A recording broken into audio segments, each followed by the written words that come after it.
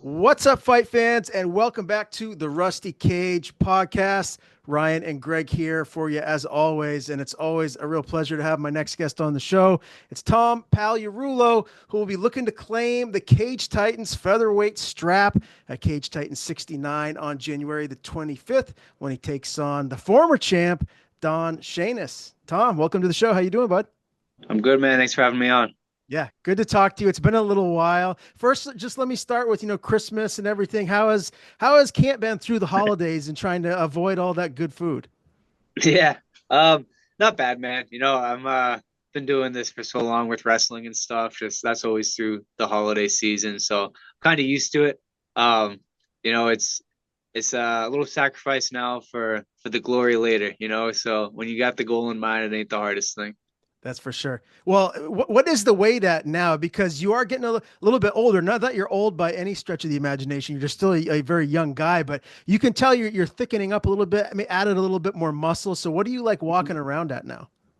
Outside of camp, I'm like low 70s now, which is good. I used to be kind of in the low 60s and like was kind of an in-betweener if I should go down to 35 or not. But we definitely made the decision to not do that and put on some more size. So like low 70s where I walk at like at the beginning of camp. And right now I'm pretty close. I'm within like striking range of where I want to be on fight week. So I'm actually like a little bit ahead of schedule right now. So yeah, I'm in a great spot. I feel awesome. Do you feel like where you're at right now is kind of where you needed to be as far as the physicality goes to really take that next step in your career? I think so. Like I said, I've never felt like outsized in a fight, but I know those guys in the UFC get pretty big, and I feel like it can only help for me. You know what I mean? Be a little stronger, have a little more mass behind my punches and stuff. So, yeah, I think it's a good spot to be. You mentioned the UFC, man. This is a big fight. Obviously, Don, former UFC fighter. When you first heard the announcement and just, fighting for Cage Titans, fighting for the title that Don used to have, what was your excitement level like? What were your initial thoughts of this matchup? Yeah, I walked into the gym and my coach looked at me and said, "Hey, we got this fight on this day. What do you think?" I said, "Okay, let's do it." It's kind of how it goes with me. I just hear the call and I say, "Okay." Yeah, just another fight for me, man. Nothing too different. There's nothing I haven't seen from him or that no one else has shown me before. Obviously, you put his accolades behind him and obviously puts that like hype behind it and makes it that important fight. For me, it's just another fight. It's another 25 minutes to go in there and sharpen my skills and test myself. And that's why I do this thing. So I'm excited. I think stylistically, it's a perfect matchup for me. I think I'm really going to get to show my wrestling too, offensively and defensively. And my striking is on another level right now too. So I think you're going to see a whole new fighter in there on January 25th. And I want people to say like, damn, this kid can do it all. And I think that's what you're going to say after this one. Tom, one more question for me before I kick it over to my my co-host here, Greg. Does fighting a former UFC guy though, does that add a little bit more juice? Does it get you a little bit more keyed up for the fight? I guess so. It's just like it's a moment for me to show myself like, yeah, I belong, I'm elite too. It's funny, these guys, when I first started fighting, they were already like well established into their pro careers. A guy like Don, he already been a pro for a while, and it's like now I've caught up to them, and now you got to fight me. So I think that's just a testament to like what I'm doing and the work I'm putting in. So if anything, it's like I'm more confident because of that, because I know I get this opportunity because of what I've done more than what he's done. I love it. Greg? Well, yeah, Tom, great to see you, man, as always. Well. Yeah, you're slowly becoming like a veteran, I mean, I know you started young, you have these the goal of reaching the UFC, and I know it takes a little while. These things don't happen quickly, obviously. Can you tell me, did you expect to be in the UFC by now, or are you on track more or less to get to the UFC? That's obviously the goal. And who are you talking to, and who keeps your level about, that the road to get there and how to be patient? Yeah. So I obviously have had some great like mentors and role models throughout my career with like Calvin Kattar, Rob Font, my coach Tyson Chartier. I think early on in like my amateur career, later in my amateur career, you have all these like times and datelines that you expect to meet, and it's I would think I would have been in the UFC. Like if you would ask me like when I was 20 years old, like at the end of my amateur career, yeah, you're this ambitious young kid, like you don't really get how things work yet. You're like, yeah, I'm gonna just go tear it up and be in the UFC. But then there's things like injuries that happen. There's just a whole all kinds of things that you encounter that you didn't expect. And I think one of the best advice I've been given from Calvin Cater, like early on in my career, was he was like, slow cook this thing, man. Like, don't rush it. Like, you don't want to be learning on the job in the UFC. He's like, take those hard fights, test yourself outside the UFC, and just keep doing what I'm doing. And he always tells me they won't be able to deny me if I just keep doing that. So that's kind of the advice I've taken. Like, I've really challenged myself, I think, on the regional scene. I've slowly progressed in the level of fights I'm taking. I've been in wars. Like I've experienced it all now, and I do feel like now I am ready. If I were to get that call up, like I know I can win in the UFC. I know I can be that guy who from New England, like winning fights in the UFC and climbing those ranks. So yeah, I think I'm ready for it. That's awesome, man. And I remember sitting with you after one of your last amateur fights, and how yeah, I remember you. I remember that feeling like, the sky's the limit. And Calvin is so great. You're surrounded by some great people, Calvin, Rob, and Tyson, that are experienced. That you're really lucky to be around them. I'm sure I can feel that in your voice too. Mhm. So yeah, man, that's great advice. And I remember talking with you back then, how excited you were, and it's great to see that a complete fighter is going to go into the UFC at some point. So. Great. One 100%. other question is, you're recently married, right? Like within the last year, Yeah, and in you on September, a a few honeymoon. months ago. Yep. Yeah, and you're to Hawaii, right? I think my daughter was on a honeymoon in Hawaii in October or November, also. So right around the same Yep. time. And how much have the goals shifted because of marriage? Because of now you're a married man, so Yeah. the dream doesn't die. But tell me a little bit about how it is now as compared to before. Yeah, I'd say not much has changed, I've been with the same girl for over 11 years now. So she's been on this whole thing with me, obviously like the wrestling growing up in high school and my whole fighting career since the day I said I wanted to try this thing. So if anything, it's even more like, hey, go for this thing, like do it. You know what I mean? I have the support from her family. We live with her parents in an in-law apartment, and never once have they been like, hey, go get a real job. What are you doing? It's always been let's do this thing. Like we're supporting you 100%. Her dad was like my first sponsor I ever had.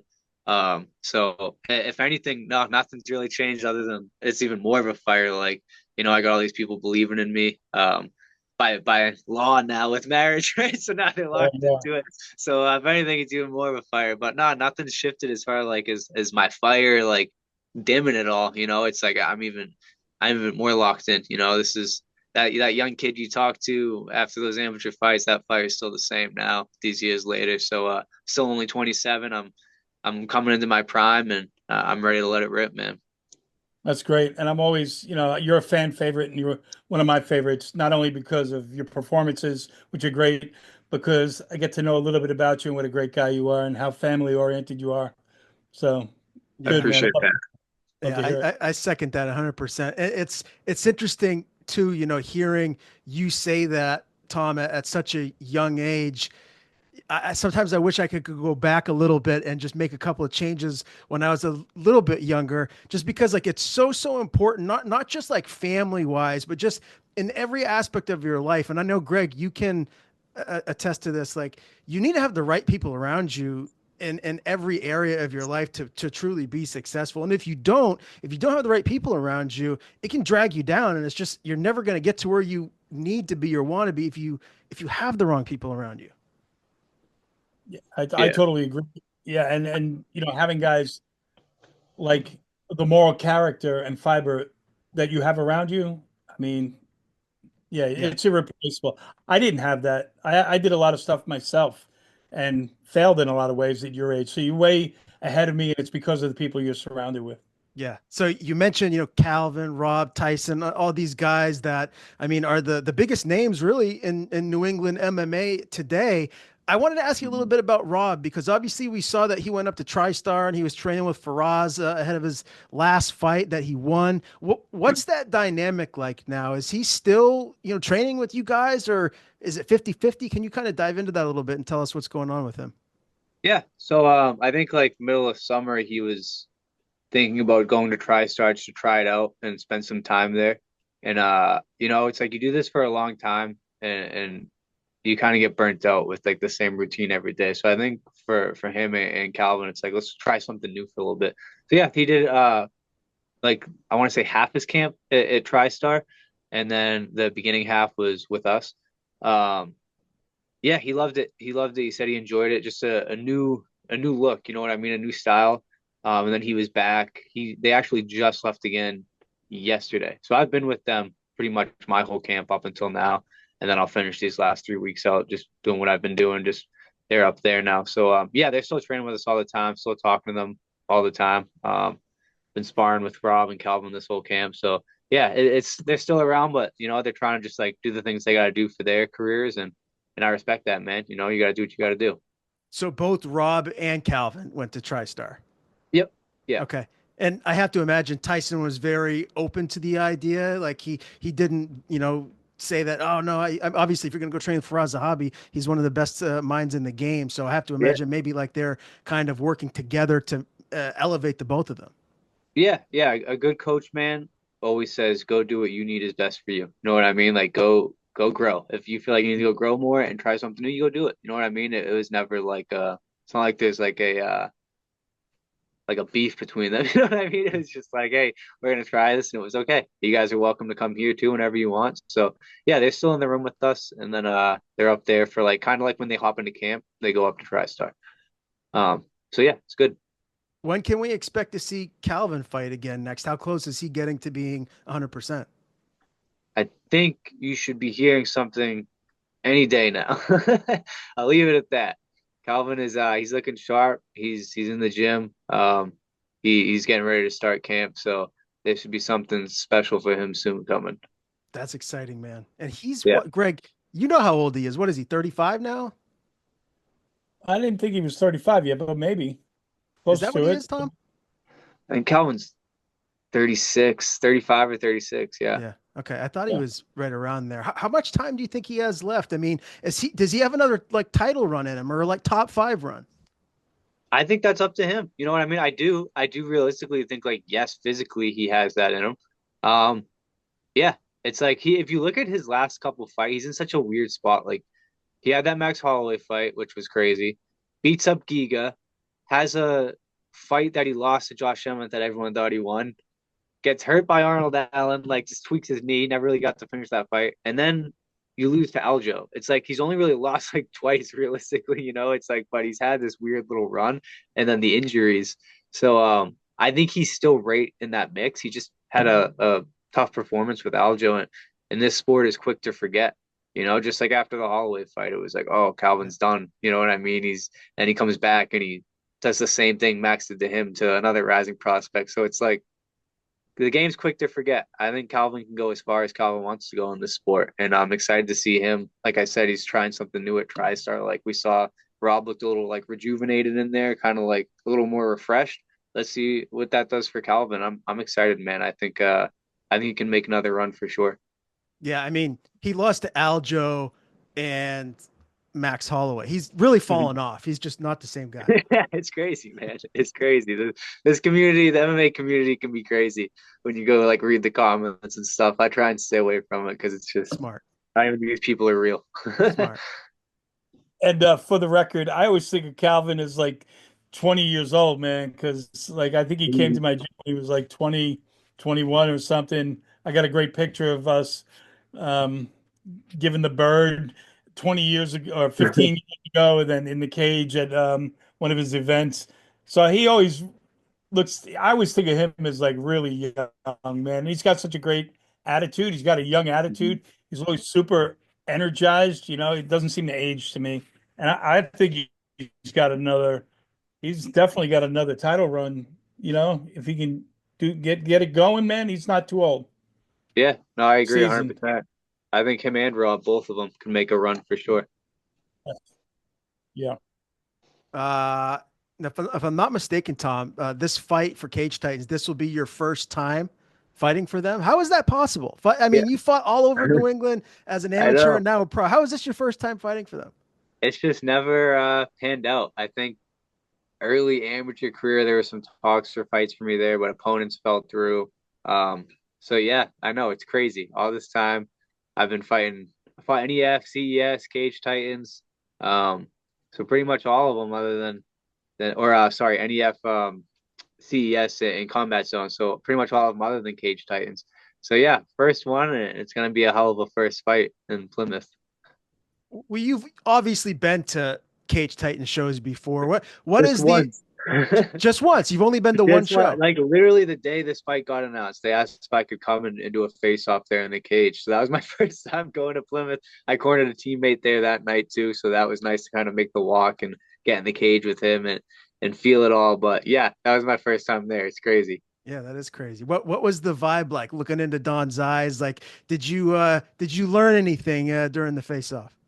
Um, I don't look too much into it. I saw a guy who's just coming off a win. I didn't want to like fuck up his night. It's his night. He just fought. He's got that adrenaline in him. It's different when you just got your hand raised and just got on a fight in there, and then they ask you to do something like that. But they're all the same to me, man. He's short. I'll say that. That was what I noticed. I was like, damn, I'm pretty tall compared to this guy. But you know, I don't look for too much in those face-offs, like, oh, this guy's scared, this or that. He's as game as they come. He's a competitor. I think that's what excites me the most about this. He's like a real competitor, and he'll bring it. He'll be there the whole time until I can put him away. So yeah, I'm excited. That's what I got out of it. I was excited for that fight after that face-off. I'm excited for this fight too, Greg. I know you are. What do you got for Tom about this Shainis matchup? I think it's perfect. It's perfect timing for it. It's perfect timing for you coming up, for Don to keep himself established and relevant. I mean, you've had a couple of losses. You're not like this undefeated fighter, but you are, very a high regarded in your weight division. He knows he's got trouble when fighting you, especially with that reach, with your boxing and wrestling. I think you got an advantage, but he's not going to take you lightly, and he's going to try. I think he's just going to try and dog you to the ground. He knows he's not going to stand and trade. Maybe he will, but I don't think it's a smart idea. But I think he's going to just try and drag you down and drown you. So Mhm. Tom, kind of how Yeah. it's.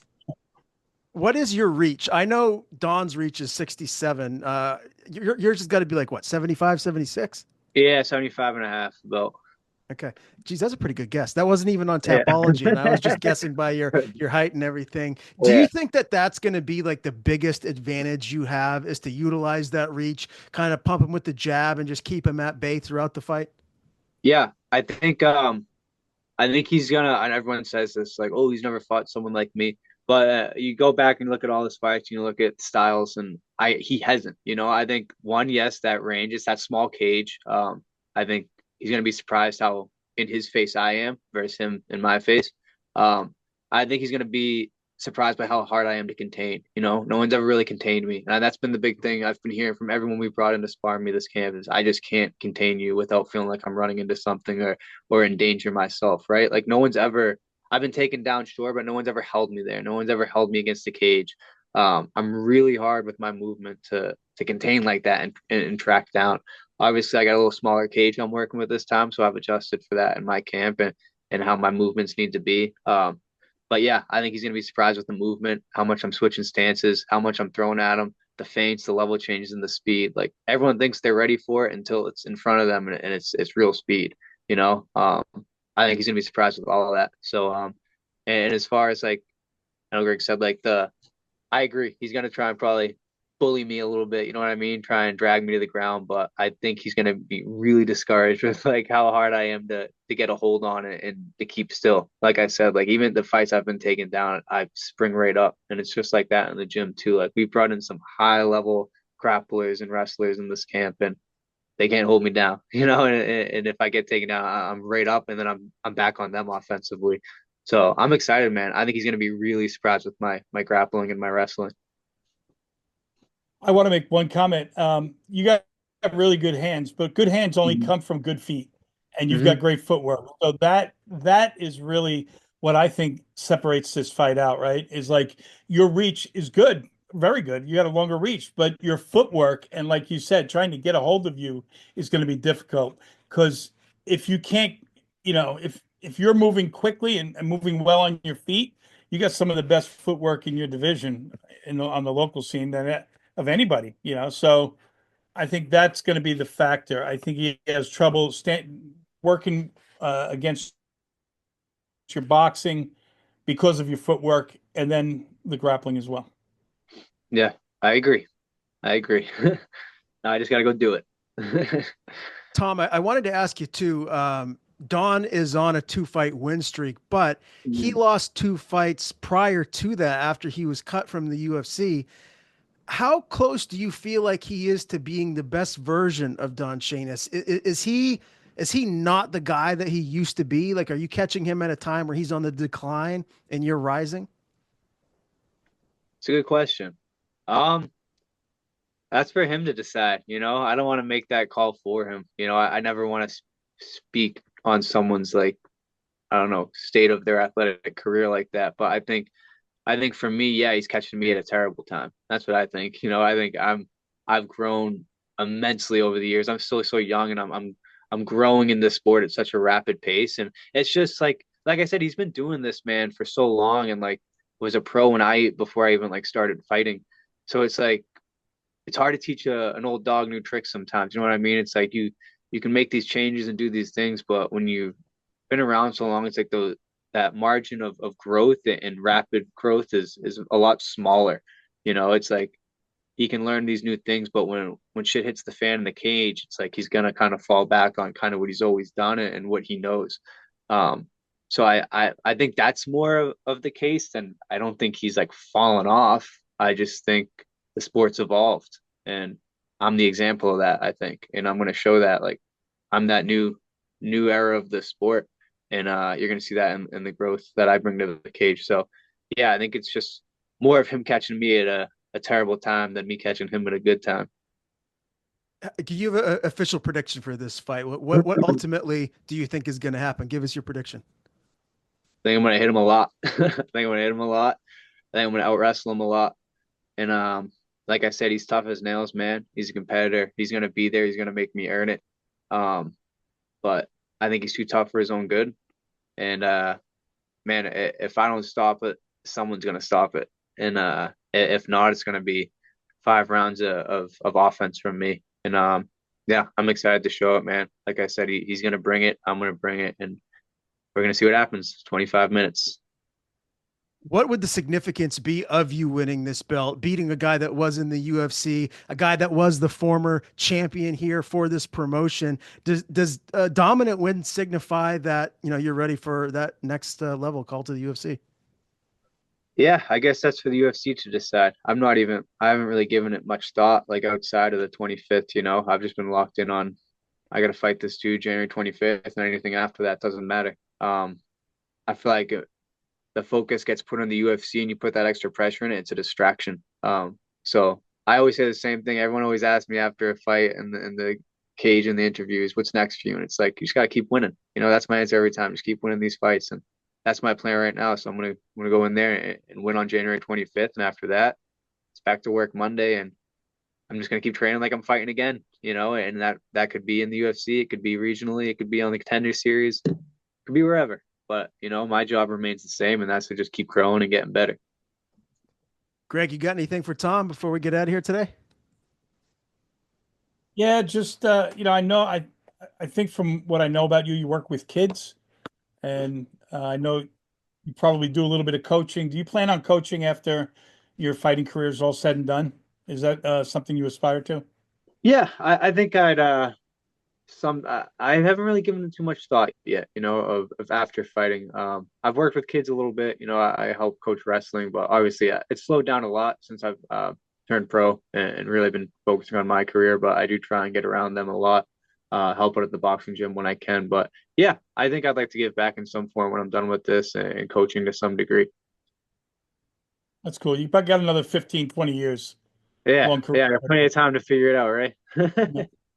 yeah, but I love it. Well, Tom, best of skill come fight night. I hope 2025 is an amazing year for you. Definitely come back and join us again at some point soon, hopefully in 2025. Before we do get out of here, though, I want to give you the floor, man. If you got any sponsors you want to plug or just, anyone you want to thank, floor is yours.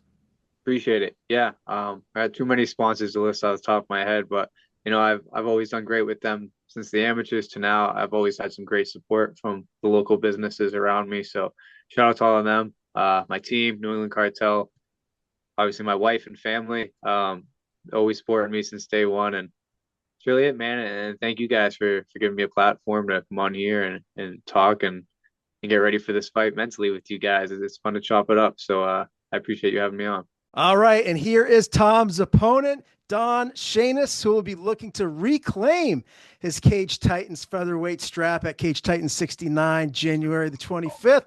Don, welcome to the show. How you doing, my man? What's up? How we doing? I'm doing fantastic.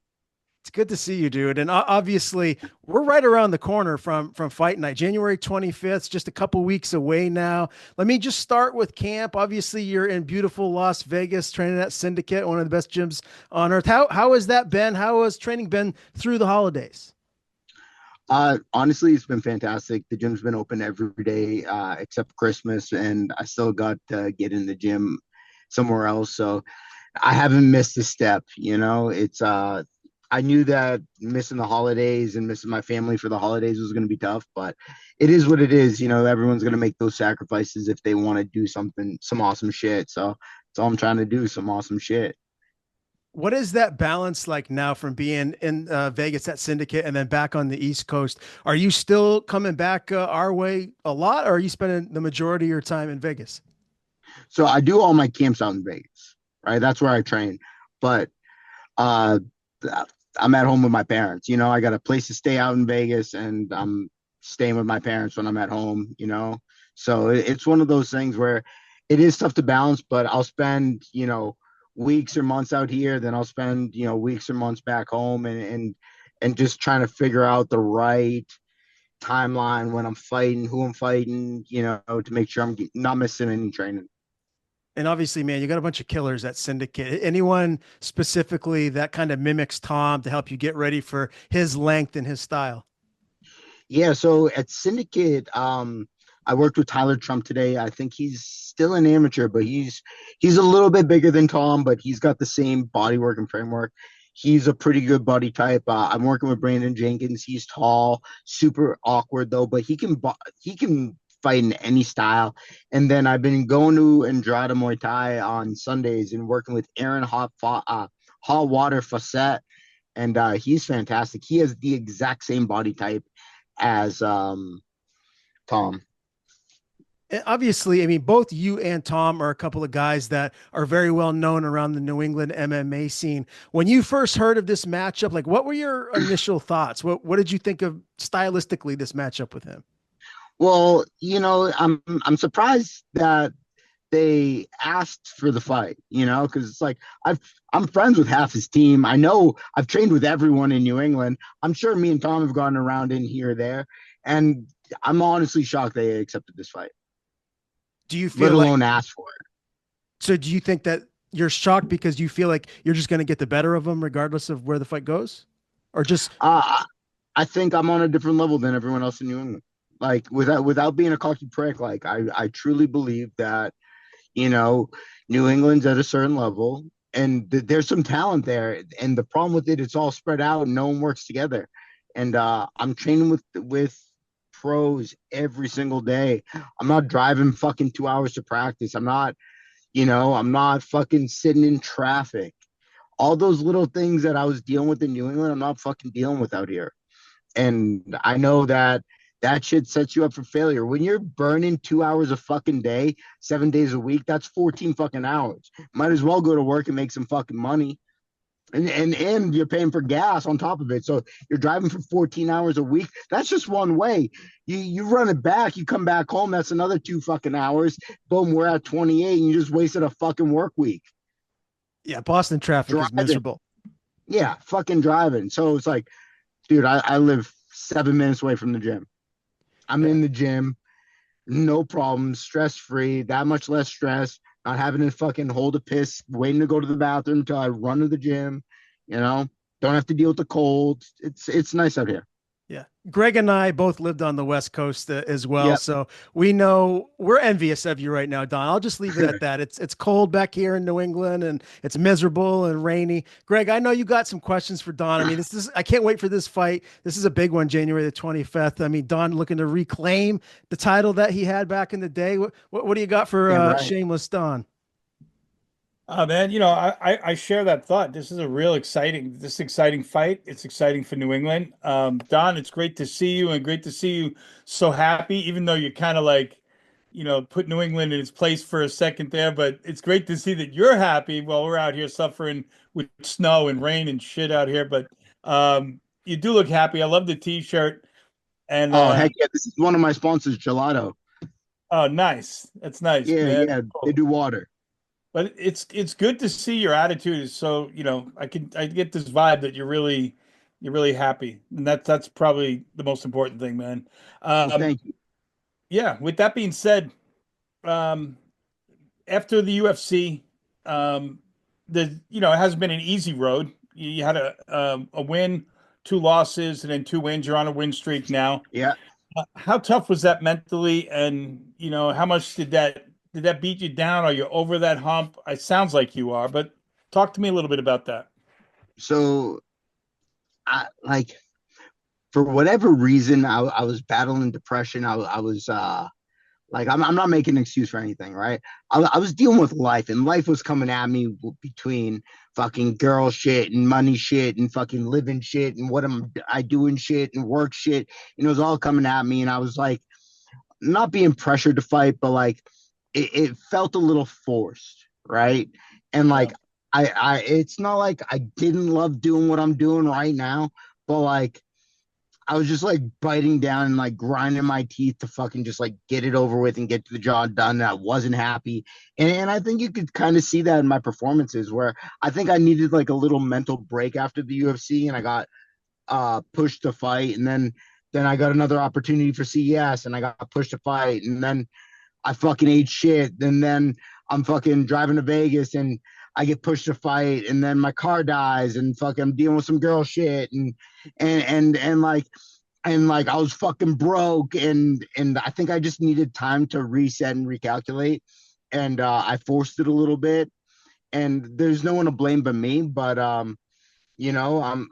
feel like I'm in a good mental space right now where, not everything's perfect, nothing is ever going to be perfect, but like I'm riding the wave right now, and we're having some fun again, and I'm enjoying life a little bit, and I'm eating a little bit, and I'm making friends, and I'm enjoying life rather than fucking just like grinding my gears.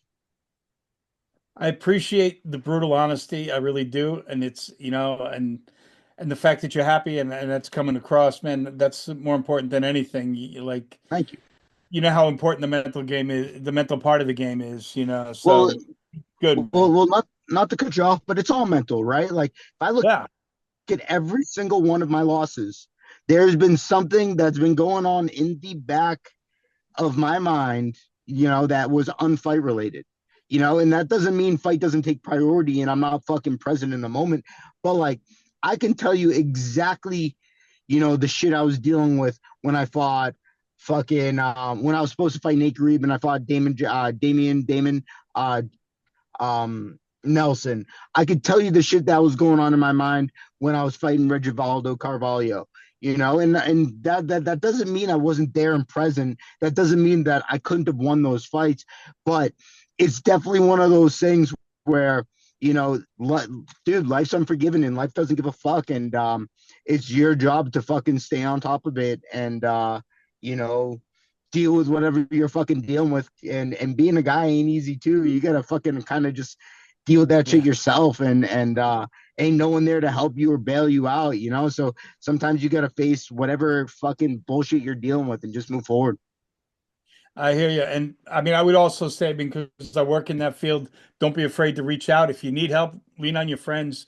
You know, you don't have to do everything alone. But we are men.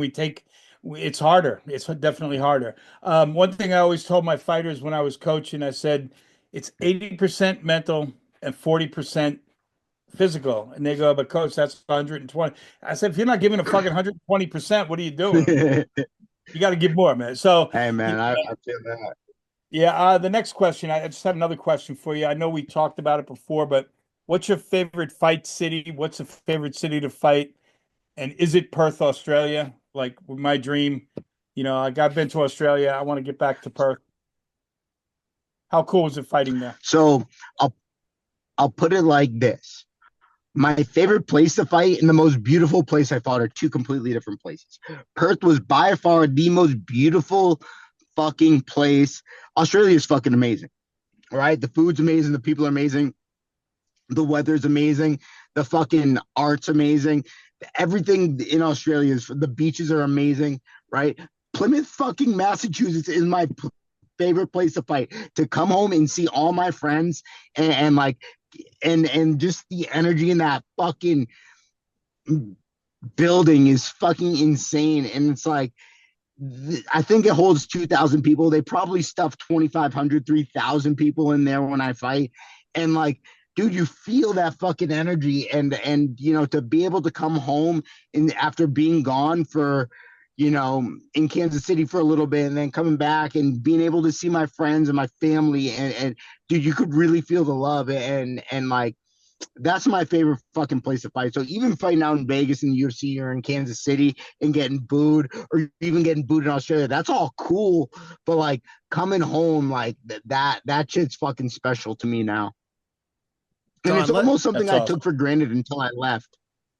Let me piggyback off of that for a minute here. What would it mean to you to reclaim the belt that you won a few years back? Like how cool would it be to be the Cage Titans champ again? Is there like a extra added significance to that?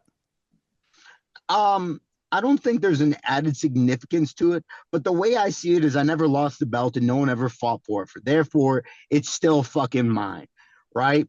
That being said, sometimes, you got to come home and fucking lay down the law and I'm not someone to bend over or take shit from anyone. And, I'm definitely not a fucking quitter. So, this speaks volumes to me. My goal is to get back to the big leagues. And I'm sure Tom's goal is to get to the big leagues. And I know Tom needs to step up in competitions. He's rifled off some great wins, but I feel like every time he's got to step up in competition, he, that make or breaks you.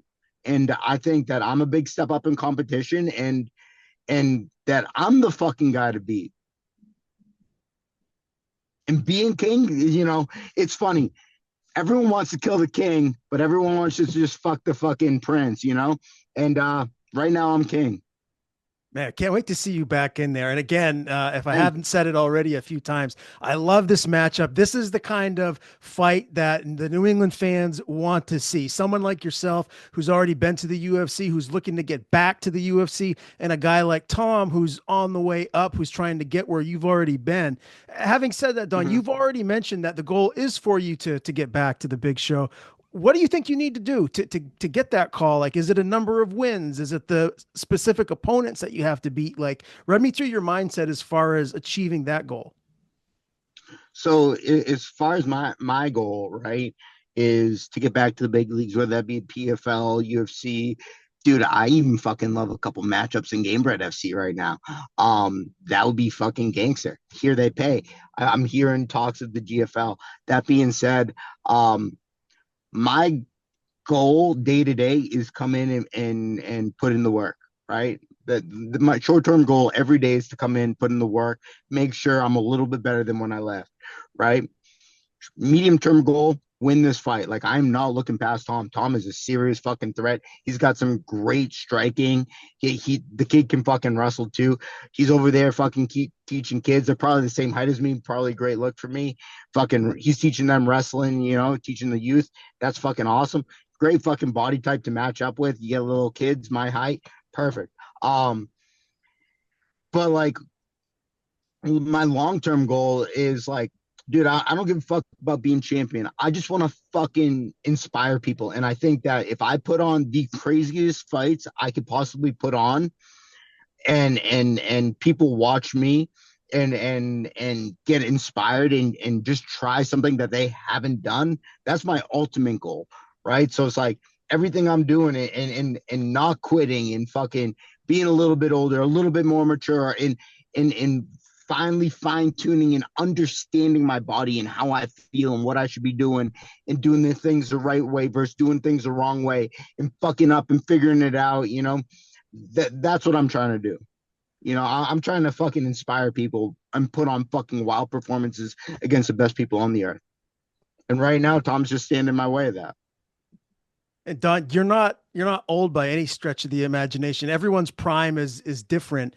Do you feel like you've hit your prime yet, or do you feel like that's still in your future?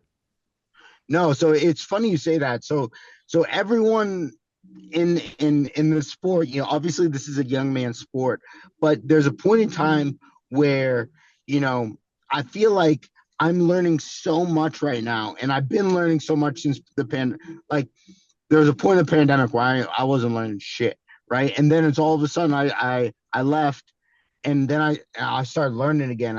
And it's fucking crazy where I truly feel like with the way I take care of my body, I can run it into my 40s. Probably not my late 40s, but like I don't think 40 is that crazy of a number. I'm 34 right now, but it's one of those things where it's like for the UFC, you know, they want these fucking young guns, these fucking 21-year-olds, these Raul Rosas, who's a fucking stud, by the way. I've trained with him out here. They want these young guns, these up and comers, these this and that. But it's like, for me, it's like at 18, 19 mentally to 22, 23 mentally to my late 27, 28 mentally to now mentally, I've learned so fucking much, and just like the ability to understand my body and how I feel and what I need at certain times is just unbelievable. And I don't even feel like I've hit my prime. I honestly feel like I haven't done shit. I'm about to have my 23rd, 24th professional fight. It feels like I haven't done shit yet. Okay. Well, that's a scary thought. If you haven't done shit yet, I mean, what that means you can accomplish a hell of a lot more, which is kind of crazy because you've already accomplished what most mixed martial artists never do. I mean, you've made it to the UFC, and that in itself is incredibly hard. Do you ever think about that at times? No, And does that no, you not never even think once. No, that's in like it's so funny. It's like you're talking about like this is an accomplishment for me. And it's like I don't even look at that as an accomplishment. It's like, you know what I mean? It's like getting there's cool, yeah, whatever. But it's like I want to be the fucking guy, you know? And I'm not gonna be happy till I'm the guy in the big show that people are tuning into. Till I'm a fucking Max Holloway or Justin Gaethje, you know? Like, granted, those guys are champs and interim champs, but like till I'm putting on fights like that in the biggest promotion that I can fight in. I And love it, right man. now that's cage time because they fucking pay and you know, they take very good care of me. Well, you know, Michael Pulver is thrilled to have you back, especially with this fight with Tom. Let's dive into this matchup a little bit more. Yeah. Obviously, when you look at, you know, his length, we've talked about it already. He's tall, he's long. You've got the training partners to kind of emulate him. But what kind of a fight do you think we're going to see? Do you how do you like combat his length? Like, do you need to make this into a grappling match? I'm gonna make this as dirty and ugly as fucking possible, dude. He wants to keep it standing and banging. Everyone wants to keep it standing and bang with me, and then they realize like, oh shit, he just touched me, and then it's like, oh, now we're grappling, and it's like, oh shit, I grappled too. I don't fucking care. I don't overthink it. Like, what's gonna happen is gonna happen, win or lose. What's gonna happen is gonna happen, and I just have to prepare myself to be the best version of me possible. That being said, it's like, yeah, I got a game plan for Tom, but like, I'm not overthinking it. I'm not forcing it. I'm not gonna fucking just hug him against the wall and fucking, you know, make this a boring fight. No. Like, I think he's going to do a few things. I think he's going to try and be long and rangy and throw a bunch of calf kicks. I fought guys like that before. I fought better guys like that before. You know, you could look at my resume and of opponents I fought, win or lose, and you could look at Tom's resume and look at the caliber of people he's fought. I think that he's early in his career, and I think he's very good, and I think he's dangerous, and he might get to the big leagues, and but he ain't gonna do it on my dime. Greg, do you have anything for Don about this matchup? No, man, I not really. But listening to both of you guys is like I got to be in the hall that night. Like this is like I'm sold, man. I want to be there. I want to see this play out. You know, it's a great matchup. I think it's great, and I think you both have a lot of respect for each other. That's awesome. But you both want this victory really bad. And I can tell. And I want to be a fan for this one. I want to Mike Pulver hit me up with some tickets so I can go. Yeah, yeah. I'll be your. I can hit you up with some tickets. I can get you some tickets, brother. Mike Pulver, you know, he's busy on the phone right now. He ain't answering phone calls. You need tickets? You come talk to me. I'll take care of you. Okay. How close can you get us? I'll get you front row. Okay. All right. We'll have to talk to you after the. I'll get you guys front row. If you guys don't get media passes, yeah, I don't know if Pat can do any better than that. Maybe a VIP pass or something. But you know, we got to play the game. Dude, you want to play the game? I could get you a VIP booth for $1,400. You know what I mean? Like, you got 8 people. I can fucking make that happen. I love it. I love it, man. I love the salesmanship right here. I do want to ask you this too, Don, because Tom's been submitted twice, once as an amateur, once as a pro. Do you feel like you're going to be the third guy to sub him? Do you anticipate getting him out of there, or do you think this more likely may go to the judges? Look, you want my honest goal for this fight? Absolutely. Submissions are cool. Knockouts are cool. But the coolest thing that I could possibly do is make someone quit. You know, and if I could get in there and make him quit by any means possible. I've seen people quit under the craziest circumstances. Adversity, exposes people, and my goal is to make him quit. So I don't know whether it's going to be striking, ground and pound, fucking submission. My goal in there isn't to just fucking get in, get out. I want to make someone quit. I want someone to scream uncle. I want someone to fucking say stop. And that might result in a fucking stiff body or a tap. It doesn't fucking matter. My goal is to break you mentally. I'm not in here to fucking touch gloves. I'm in here to break a will. I think you're doing a real good job of selling this fight. Michael Pulver is going to be thrilled if he watches this interview. A lot of sound bites from you, Don. Yeah, well, dude, clip it up. Make it look good, because I need some Instagram fucking shit. I've been slacking on my IG lately. I got you 100%, please, my man. Please. Well, listen, Don, it's always a pleasure to talk to you, bud. Best of skill come fight night again, January the 25th, Cage Titan 69, featherweight title on the line. Before we do get out of here, as always, buddy, I want to give you the floor. If there's anything you want to plug, any sponsors you have, anyone you want to thank, floor is yours. Yeah, I do want to thank all my sponsors. That being said, I got so many to rifle off. Old-time sponsors, new-time sponsors. You guys are all fantastic.